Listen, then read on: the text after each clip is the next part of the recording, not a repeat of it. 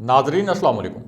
Inside news के नए programme के साथ मैं हूं इब्राहिम राजा और आज हम बात करेंगे कि ख्वाजा आसिफ की मरियम नवाज से बगावत की कहानी क्या है। ख्वाजा आसिफ ने मरियम नवाज के मुतल्लिक क्या कुछ कहा जो मियां नवाज शरीफ के लिए नाकाबिले कबूल है।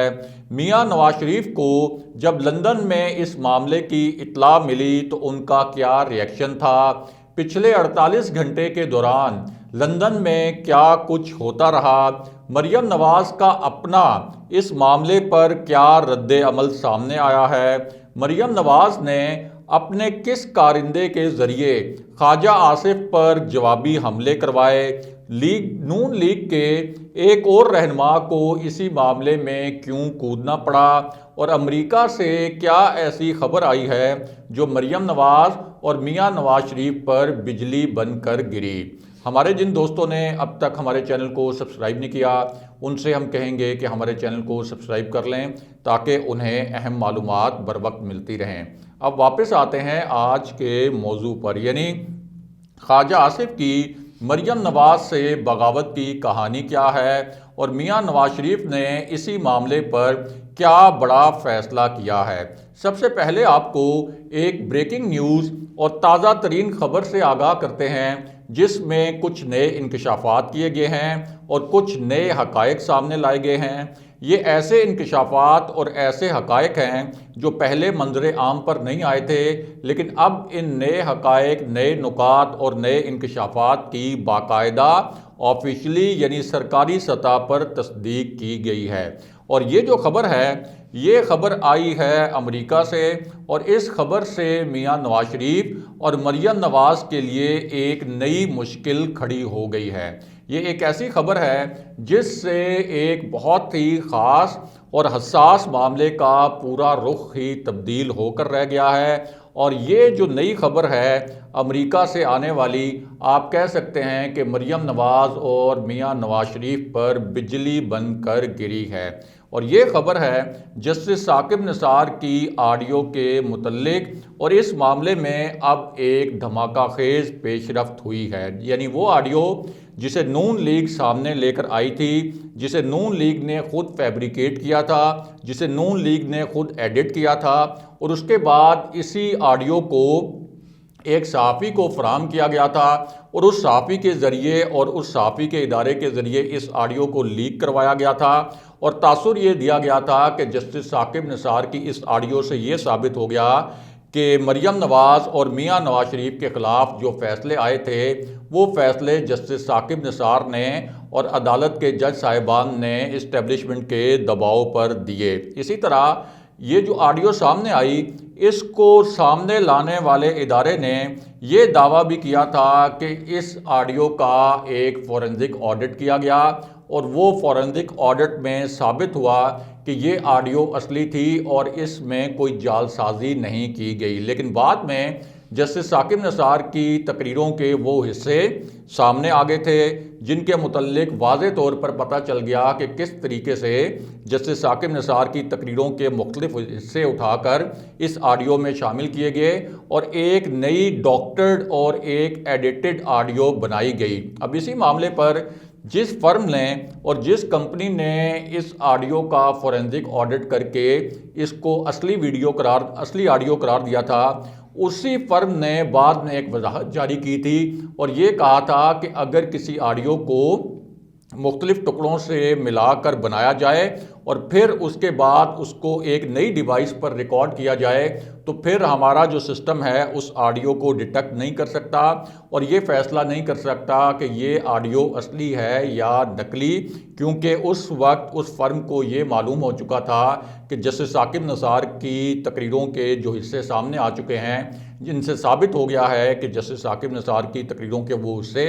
इस ऑडियो में इस्तेमाल हुए थे, तो उसके बाद उस कंपनी के लिए अपनी साख बचाना भी बहुत मुश्किल हो गया था। इसी वजह से उस कंपनी की जानिब से एक वजाहती बयान सामने आया था। अब एक पाकिस्तानी चैनल यानी ARY ने एक और मारूफ अमरीकी कंपनी से इसी ऑडियो का फॉरेंसिक ऑडिट करवाया है और इस नए ऑडिट में ये ऑडियो मुकम्मल तौर पर जाली साबित हुई है और इसके मुतल्लिक 4-5 बड़े अहम नुकात बयान किए गए हैं। एक तो ये बताया गया है कि 45 सेकंड की ये जो ऑडियो है इसके मुख्तलिफ हिस्से मुख्तलिफ माहौल में रिकॉर्ड किए गए। इस ऑडियो को कई ऑडियो क्लिप्स को मिलाकर जोड़ा गया और बोलने वाले का जो लहजा है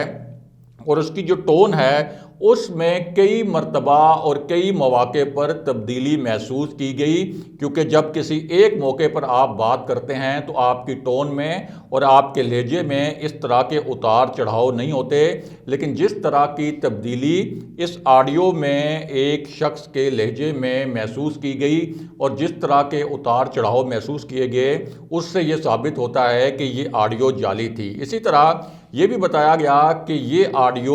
असल में जब मुख्तलिफ टुकड़े मुख्तलिफ ऑडियोज़ के लेकर इस ऑडियो में शामिल किए गए तो पता ये चला कि इस ऑडियो का एक हिस्सा किसी और मकाम पर जबकि दूसरा हिस्सा किसी और मकाम पर रिकॉर्ड किया गया था। और पहले 25 सेकंड यानी 45 सेकंड की ये जो ऑडियो है इसमें पहले 25 सेकंड के अंदर आवाज़ दूर से आ रही थी, लेकिन अगले 20 सेकंड में आवाज़ बहुत करीब से आ रही थी। इसी कंपनी की रिपोर्ट में ये भी बताया गया है कि ये जो लीक ऑडियो थी जो अब जाली साबित हो चुकी है इसको एक से ज़ायद सोर्स बनाकर जोड़ा गया और जिस कंपनी ने अब इस ऑडियो को जाली करार दिया है इस कंपनी के मुतल्लिक बताया गया है कि ये कंपनी 30 साल से ऑडियोज़ और वीडियोज़ का फॉरेंसिक ऑडिट कर रही है। 500 मुकदमात में जो ऑडियोज़ और वीडियोज़ के मुतल्लिक थे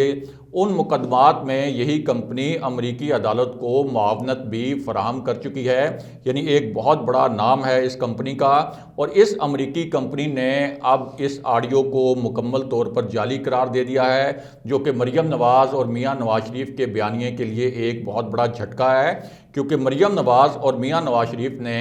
अपने एक प्रॉक्सी वकील के ज़रिए इस्लामाबाद हाई कोर्ट में एक दरख्वास्त दायर करवाई थी और वहाँ उन्होंने ये इस्तदा की थी अपने प्रॉक्सी वकील के ज़रिए कि इस ऑडियो के ऊपर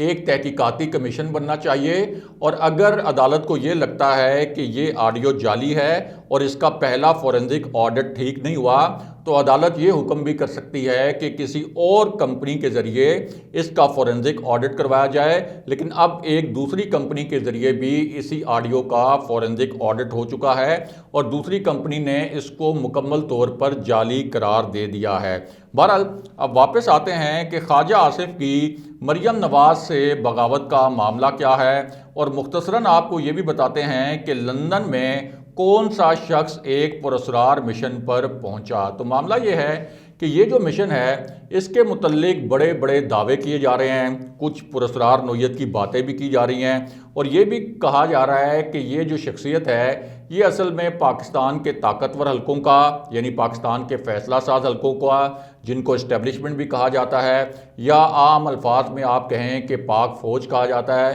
कि फ़ौज का और फ़ौजी क़यादत का कोई पैगाम लेकर लंदन पहुँचे हैं और ये पैगाम पहुंचाया जाना था मियां नवाज शरीफ को। इस किस्म के दावे कुछ हल्के कर रहे हैं और साथ ये भी कहा गया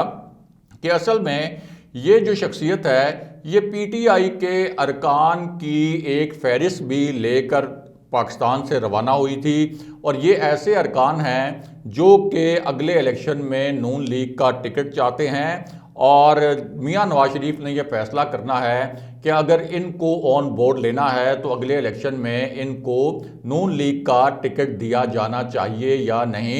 यानी ये दावा मुस्लिम लीग नून के करीबी हलकों की जानिब से किया गया और उसकी बुनियाद ये बताई गई कि अगर इस वक्त प्राइम मिनिस्टर इमरान खान के खिलाफ तहरीक अदम एतमाद लाई जाए तो ये 24 अरकान जो पीटीआई के हैं जिनके मुतल्लिक दावा किया गया ये अरकान प्राइम मिनिस्टर इमरान खान के खिलाफ तहरीक अदम एतमाद में वोट दे सकते हैं। और अगर कोई इस तरह का फार्मूला बनाया जाए कि सिर्फ़ और सिर्फ तहरीक अदम एतमाद के नतीजे में इमरान खान वजारत उज़्मा से हट जाएं और उनकी जगह तहरीक इंसाफ का ही कोई और उम्मीदवार वज़ीर-ए-आज़म बन जाए तो फिर ये 24 अरकान मुकम्मल तौर पर ऑन बोर्ड होंगे और उस तहरीक अदम एतमाद के हक़ में वोट देंगे। लेकिन इन्होंने एक शर्त रखी है कि अगले इलेक्शन में इनको नून लीग का टिकट मिले। ये मुस्लिम लीग नून की जानिब से एक बड़ा ही मुज़िक्का खेज़ किस्म का दावा किया गया। साथ ही ये दावा भी किया गया कि इस्टेब्लिशमेंट और फौजी क़यादत का आला सतह का एक पैगाम जो है वो लेकर ये शख्सियत लंदन पहुंची, यानी साबिक स्पीकर कौमी असम्बली अय्याज सादिक के मुतल्लिक ये दावे किए गए जो लंदन में मौजूद तो हैं, और उन्होंने 2 दिन में मियां नवाज शरीफ से 2 मुलाकातें भी की हैं। लेकिन इस हवाले से जो हमारी ज़राए से बात हुई है, PTI के ज़राए से भी, ख़ुद नून लीग के ज़राए से भी, और जो अहम हलकों के ज़राए हैं उनसे भी, तो उनका ये कहना है कि ना तो इस्टेब्लिशमेंट का कोई पैगाम लेकर अय्याज सादिक लंदन गए हैं, ना कोई PTI के 24 अरकान की नाम नहाद फ़हरिस्त अय्याज सादिक के पास है। अगर ये फ़हरिस्त मौजूद होती तो अब तक मुस्लिम लीग नून और PDM तहरीक अदम एतमाद प्राइम मिनिस्टर इमरान खान के ख़िलाफ़ ला चुके होते और 1 मिनट की भी ताख़ीर ना करते और प्राइम मिनिस्टर इमरान खान को रुखसत कर देते। दूसरा, मुस्लिम लीग नून के ज़राए से जो हमारी बात हुई तो उनका कहना यह है कि असल में अय्याज सादिक मियां नवाज शरीफ से इसलिए मिलने गए कि वो ये चाहते हैं कि एक क्लैरिटी आए कि पार्टी अब शहबाज शरीफ चलाएंगे या मरियम नवाज चलाएंगी, क्योंकि एक जो बयानिए का इख्तलाफ नज़र आता है पार्टी के अंदर, उसकी वजह से पार्टी को नुकसान पहुंच रहा है और जो पार्टी रहनुमा हैं वो भी कंफ्यूज हैं, और इस तरह से दोनों जो कैंप्स हैं यानी शहबाज शरीफ का और मरियम नवाज का, उनके दरमियान इख्तलाफात भी बढ़ रहे हैं। और चूंकि अब इलेक्शन करीब है इसलिए मियां नवाज शरीफ को एक फ़ाइनल फैसला करना है कि आखिर किसकी पॉलिसी के तहत पार्टी चलानी है। और अय्याज सादिक के लंदन जाने का वाहिद मकसद ये था, बाकी ना तो उनके पास कोई PTI के अरकान की फहरिस्त है और ना ही कोई जनरल बाजवा का पैगाम है। और ज़ाहिर है कि जनरल बाजवा ने अगर कोई पैगाम भिजवाना भी होता मियां नवाज शरीफ को तो क्या वो अय्याज सादिक के ज़रिए भिजवाते, यानी वो अय्याज सादिक जिन्होंने जनरल बाजवा के मुतल्लिक ये बयान दिया था कि जब पाकिस्तान और भारत के दरमियान एक रोज़ा फ़ज़ाई मार्का हुआ था तो उस हवाले से अय्याज सादिक ने कहा था कि जनरल बाजवा की टांगें काँप रही थीं, और बाद में जनरल बाजवा ने ये बयान भी दिया था, एक ब्रीफिंग के दौरान ये एक्सप्रेशन दिया था और ये बताया था कि उनको ज़िंदगी में अगर किसी बात पर सबसे ज़्यादा गुस्सा आया है तो वो अय्याज सादिक के इस बयान पर आया था। बहरहाल अब वापस आते हैं कि ख्वाजा आसिफ ने ऐसा क्या किया जिस पर मरियम नवाज़ और मियां नवाज शरीफ बरहम हैं, और मरियम नवाज़ ने फिर अपने ख़ास कारिंदे के ज़रिए ख्वाजा आसिफ पर हमले क्यों करवाए। तो मामला ये है कि नून लीग को अपने सियासी मुस्तकबिल के हवाले से एक ख़ास फ़ैसला करना था, और वो फ़ैसला ये था कि अगले इलेक्शन में असल में क्या मरियम नवाज़ वज़ारत उज़्मा की उम्मीदवार होंगी नून लीग की जानिब से, या शहबाज शरीफ नून लीग के उम्मीदवार होंगे वज़ारत उज़्मा के लिए। अब ज़ाहिर है कि शहबाज शरीफ का जो कैंप है वो तो ये चाहता था कि हर सूरत शहबाज शरीफ ही वज़ारत उज़्मा के उम्मीदवार बने। दूसरी जानिब जो मरियम नवाज़ का कैंप के रहनुमा हैं उनकी पूरी कोशिश थी और उनकी पूरी ख्वाहिश थी कि मरियम नवाज़ ही नून लीग की वज़ारत उज़्मा की उम्मीदवार हों। अब इस पूरी सूरत हाल में ख्वाजा आसिफ जो कि इस वक्त मुकम्मल तौर पर शहबाज शरीफ के कैंप में जा चुके हैं, अगरचे इससे पहले वो मियां नवाज शरीफ और मरियम नवाज़ के बहुत क्लोज समझे जाते थे, उनको नून लीग की सफ़ों में एक हॉकिश रहनुमा समझा जाता था, वो इस्टेब्लिशमेंट मुखालिफ बयानात भी देते थे। फ़ौज के ख़िलाफ़ उन्होंने कौमी असम्बली के फ्लोर पर एक बड़ी जारहाना तकरीर भी की थी। लेकिन जैसे ही नून लीग की हुकूमत गई और ख्वाजा आसिफ को ये पता चला कि उनके ऊपर करप्शन के मुकदमात खुल रहे हैं, तो उसके बाद उन्होंने पार्टी बदली, उन्होंने यू टर्न लिया और इस्टेब्लिशमेंट की खुशामदें करना शुरू कर दी। और मरियम नवाज़ इस मामले पर ख्वाजा आसिफ से नाराज़ भी थीं। ख़ास तौर पर मरियम नवाज़ उस वक्त ख्वाजा आसिफ से बहुत नाराज़ हुई जब ख्वाजा आसिफ को नैब ने गिरफ़्तार किया। तो मरियम नवाज़ से सवाल किया गया कि आप क्या समझती हैं कि ख्वाजा आसिफ क्यों गिरफ़्तार हुए। उस पर मरियम नवाज़ ने कैमरों के सामने ये कहा कि ख्वाजा आसिफ को इस्टेब्लिशमेंट ने गिरफ्तार करवाया, लेकिन जब ख्वाजा आसिफ से यही सवाल किया गया तो उनका कहना था कि उनकी गिरफ्तारी में इस्टेब्लिशमेंट का किसी किस्म का कोई किरदार नहीं था, बल्कि मुझे तो वज़ीर-ए-आज़म इमरान खान के हुक्म पर गिरफ्तार करवाया गया। अब इस पर भी मरियम नवाज़ ख्वाजा आसिफ से नाराज़ थीं और उसके बाद ख्वाजा आसिफ ने 3 मरतबा टीवी पर अपीयर होके ऐसे इंटरव्यूज़ दिए और ऐसे कलमात और ऐसे फ़िक्रे बोले जो कि मियां नवाज शरीफ और मरियम नवाज़ पर बहुत ज़्यादा नागवार गुजरे, क्योंकि ख्वाजा आसिफ ने यह कहा था कि अब पार्टी के अंदर बहुत कम लोग हैं जो मज़ाहमत के बयानिए पर चलना चाहते हैं, बहुत कम लोग हैं जो इस्टेब्लिशमेंट से लड़ना चाहते हैं, और ये जो पार्टी के अंदर बयानिए की जंग है इससे पार्टी के लोग मायूस हो रहे हैं और पार्टी को नुकसान पहुंच रहा है। यानी मियां नवाज शरीफ के बयानिए की मुखालफत करते हुए उन्होंने ये तासुर दिया था कि पार्टी अब शहबाज शरीफ के बयानिए पर चलना चाहती है। अब ख्वाजा आसिफ ने जो एक सवाल उनसे किया गया कि अगले इलेक्शन में नून लीग के उम्मीदवार वज़ारत उज़्मा के लिए शहबाज शरीफ होने चाहिए या मरियम नवाज़ होनी चाहिए, तो इस पर ख्वाजा आसिफ का अब एक नया और ताज़ा तरीन स्टेटमेंट आया है और उन्होंने कहा कि शहबाज शरीफ पार्टी सदर हैं, शहबाज शरीफ पार्टी अमूर देखते हैं और शहबाज शरीफ चूँकि एक मफामती पॉलिसी भी चला रहे हैं, इसलिए वज़ारत उज़्मा का उम्मीदवार अगले इलेक्शन में उन्हें ही होना चाहिए। ये ख्वाजा आसिफ ने टीवी कैमरों पर सबके सामने एक मरतबा फिर ये बयान दिया और ज़राए कहते हैं कि मरियम नवाज़ इस पर नाराज़ हैं, मियां नवाज शरीफ भी नाराज़ हैं कि जब तक मियां नवाज शरीफ की जानिब से कोई हतमी फ़ैसला नहीं कर लिया जाता उस वक्त तक ख्वाजा आसिफ किस तरह से ये बयान दे सकते थे कि शहबाज शरीफ को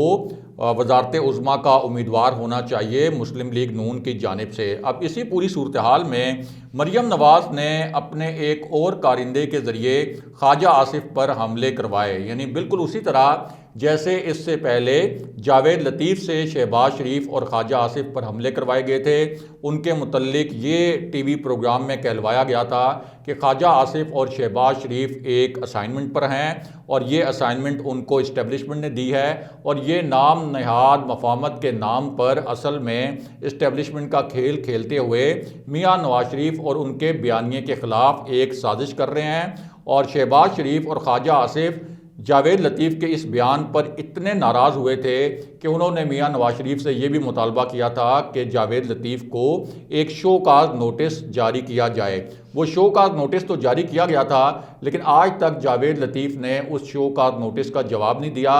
और शहबाज शरीफ और ख्वाजा आसिफ में अब इतनी भी जुर्रत नहीं है कि वो दोबारा से मरियम नवाज़ और मियां नवाज शरीफ को मजबूर करें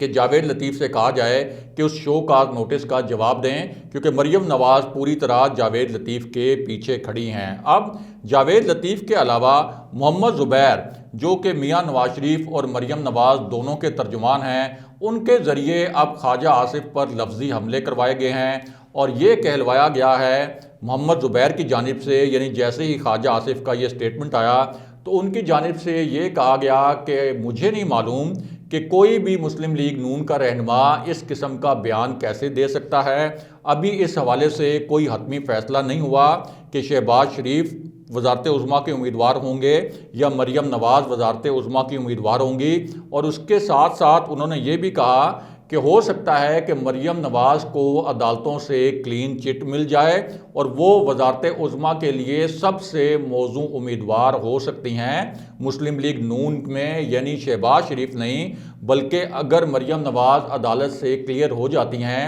तो फिर सरे फहरिस्त वज़ारत उज़्मा के उम्मीदवारों में मरियम नवाज़ का नाम होगा। ये मोहम्मद ज़ुबैर ने ख्वाजा आसिफ को काउंटर करने के लिए स्टेटमेंट दिया। इसके साथ साथ मोहम्मद ज़ुबैर का ये भी कहना था कि मरियम नवाज़ असल में